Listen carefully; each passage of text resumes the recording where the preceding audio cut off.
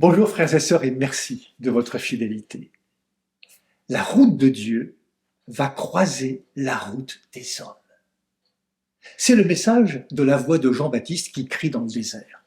Jésus va naître au cœur de notre monde. Dieu vient rejoindre la vie, nos vies, celles d'hier et celles d'aujourd'hui.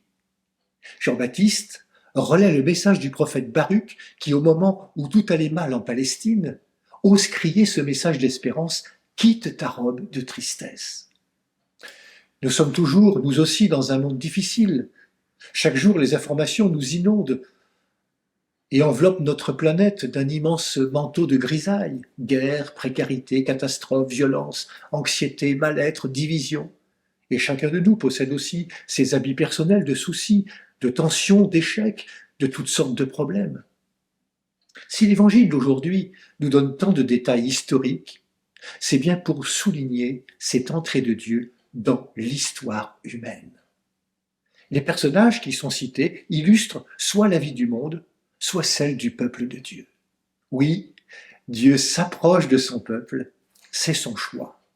Ce n'est pas ailleurs que dans notre vie que Dieu nous donne rendez-vous.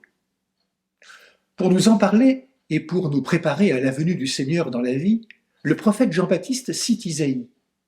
Tout ravin sera comblé, toute montagne et toute colline seront abaissées. Les passages tortueux deviendront droits, les chemins rocailleux seront aplani.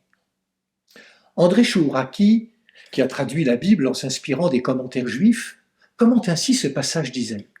Le ravin ou val représentait les pauvres, ceux qui sont au plus bas de l'échelle sociale. Les montagnes, les collines, sont ceux qui dominent, les orgueilleux. Le tortueux, c'est le pouvoir qui oppresse le peuple de l'Alliance.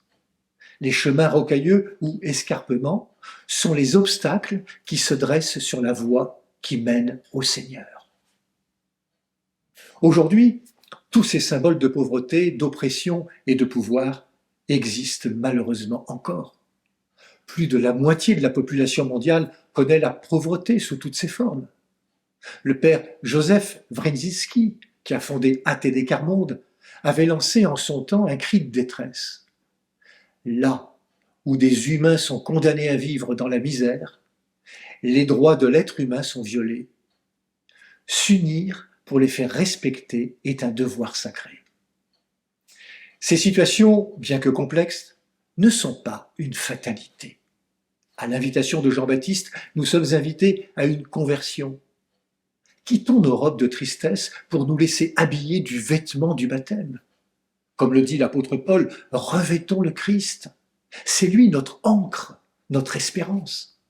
Inscrivons-nous dans sa promesse entendue à la fin de l'Évangile, tout être verra le salut de Dieu. Frères et sœurs, soyons de celles et ceux qui se laissent renouveler en se laissant prendre par l'Esprit de Dieu. Oui, Dieu est au travail, comme nous l'a redit Paul dans la seconde lecture. Puisque Dieu a si bien commencé chez vous son travail, je suis persuadé qu'il le continuera jusqu'à son achèvement et au jour où viendra le Christ Jésus. Seigneur Jésus, ton amour m'a saisi, j'annoncerai ton nom à tous mes frères. Bonne route vers Noël, bon dimanche, prenez bien soin de vous et des autres.